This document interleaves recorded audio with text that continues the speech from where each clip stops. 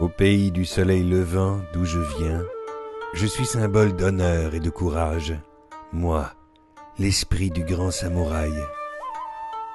Le vent m'a porté comme les fleurs délicates du cerisier. Je me suis déployé comme l'aile de l'oiseau mythique. J'ai traversé les frontières et les siècles jusqu'à vous. Je suis venu vous parler de ceux qui ont choisi leur combat. Ils ont traversé la forêt des cerisiers en fleurs, là où le grand samouraï allait puiser sa force.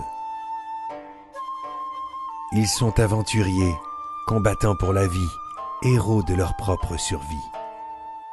Ils sont de cœur et d'exploit. Écoutez leur histoire.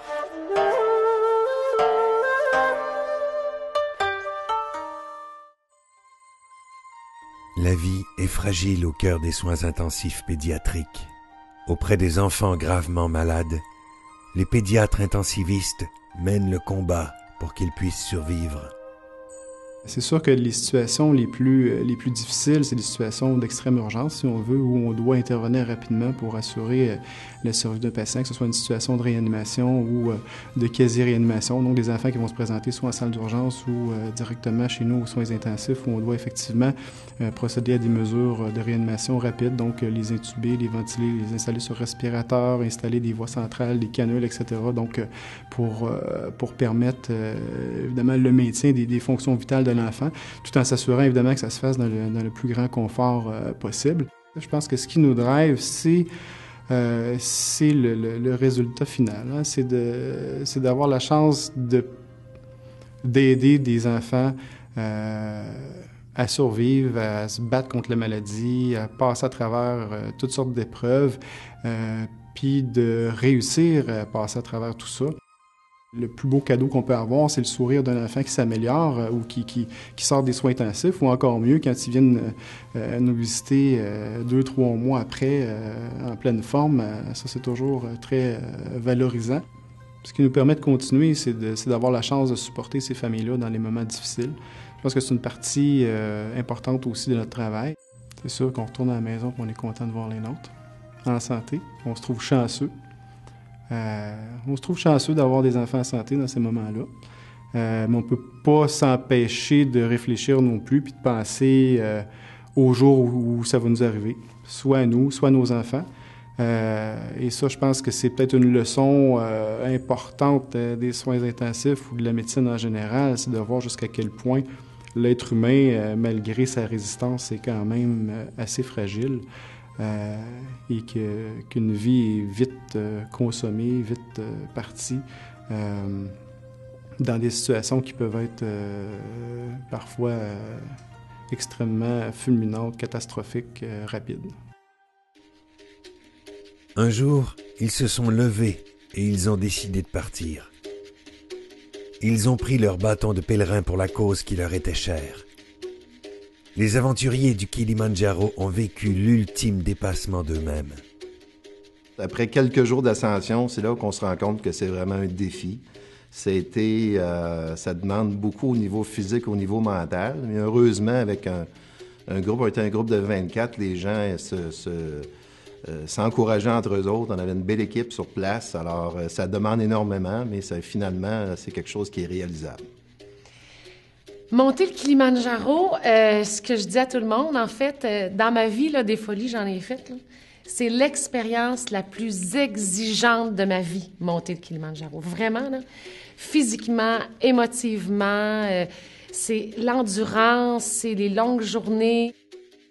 L'avant-dernière journée, si j'avais pas eu l'encouragement de tout le monde, je pense que je me serais jamais rendu jusqu'en haut.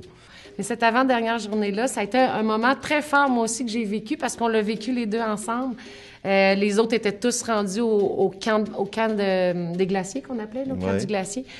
Et François était épuisé. J'ai jamais vu un homme épuisé physiquement tant que ça. Pas de mal des montagnes, mal de cœur, des hauteurs, non. Épuisé. Plus d'énergie.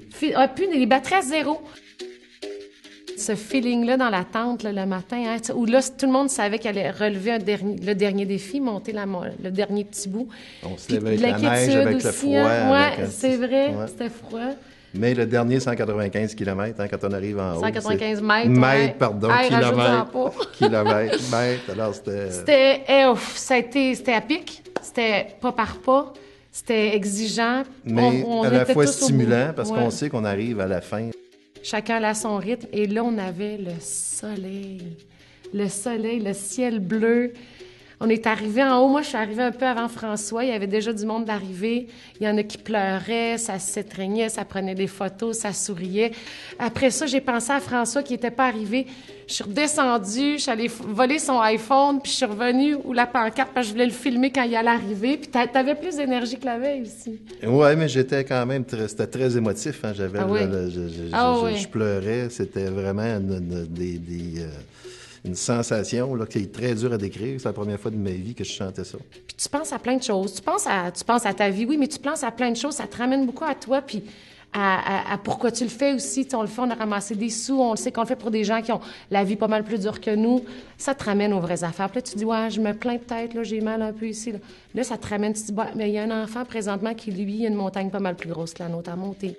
Les gens ont été tellement généreux avec moi que je me dis, je peux pas me rendre jusqu'en haut. T'sais, il reste une petite portion à faire, puis finalement, et oui. Tu l'as eu. Je l'ai eu. On l'a eu. On l'a eu. Alors finalement, c'est une super de belle expérience. Ah, c'est vraiment once in a lifetime. Quelque chose à faire une fois dans sa vie, pour soi, mais particulièrement quand on le fait pour une cause. Ça ajoute quelque chose de pas mal plus intense à l'expérience aussi. Lutter contre un ennemi à l'intérieur de soi. Mener le combat quand ses forces faiblissent. Ceux qui ont vaincu la maladie sont les héros de leur propre vie. Quand j'ai entendu la première fois le mot cancer, je suis parti à crier, je suis parti à pleurer, j'ai couru partout dans la maison. Mon gars, il sentait que j'étais malade, puis ils savent, les enfants, on peut rien leur cacher à eux autres. Hein? Puis mon garçon, lui, il a 8 ans, puis là, j'allais le voir, puis là, je disais, écoute, il dit, papa, là, il file pas, là. Si on faisait une petite prière ensemble, j'étais sûr que j'allais passer à travers. J'ai mis mes gants de boxe, puis je disais, elle m'aura pas. Pas moi. Je dis, gars, j'ai tellement de choses à vivre. J'ai des enfants tellement magnifiques, j'ai une femme tellement magnifique, j'ai des parents, j'ai des amis, j'ai plein de monde autour de moi qui sont magnifiques. J'ai tellement plein de choses que j'ai pas eu le temps de faire. Je dis, c'est pas vrai que le cancer va m'avoir. Pour moi, mes cheveux, c'était tellement important. Puis là, je les ai perdus, mais en fin de compte, je me dis, bon, tout le monde me dit, ah, Michel, t'es beau avec pas de cheveux, ces choses-là. Mais en même temps, je me trouvais vraiment pas beau, même si c'est la mode aujourd'hui, pas de cheveux. Quand on est malade, c'était pour moi la seule façon que je voyais que j'étais malade, c'était quand je me voyais dans le miroir, j'avais pas mes cheveux. Donc, pendant un certain temps, je portais une casquette, je portais un chapeau.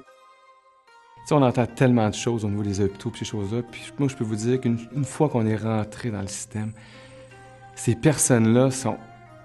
Comment je pourrais dire? C'est même difficile à décrire parce que c'est comme si c'était des frères, des sœurs, des gens tellement proches de nous, sont tellement là pour nous aider, sont toujours positifs. Puis il y a du monde, là, hein, on regarde à gauche et à droite, il y a tellement de gens autour qui sont malades, puis les autres ont toujours le sourire, ils ont toujours le bon mot pour me motiver, ça va bien aller. Sans eux, je pense que ça n'aurait pas été aussi facile de passer à travers, puis ils prennent tellement soin de toi, toutes les petites choses pour te dire tu vas passer à travers, Michel, ça va bien aller. Il y avait toujours le petit mot parfait pour dire, gars, c'est une maladie, mais tu vas passer à travers. On voit la vie complètement différemment. Plus positif, puis encore plus mordant dans la vie. Puis pour moi, mordre dans la vie, c'est tellement important que je veux pas dire merci parce que je peux pas dire merci d'avoir un cancer, mais ça m'apporte tellement du positif aujourd'hui. Puis pour moi, le cancer, c'est en arrière. Hein. Je regarde en avant, puis je profite beaucoup plus de la vie. Sauver des vies précieuses en passant des heures critiques à son chevet. Marcher en plein cœur de l'Afrique vers son plus haut sommet. Lutter pour sa vie au plus intime de soi-même.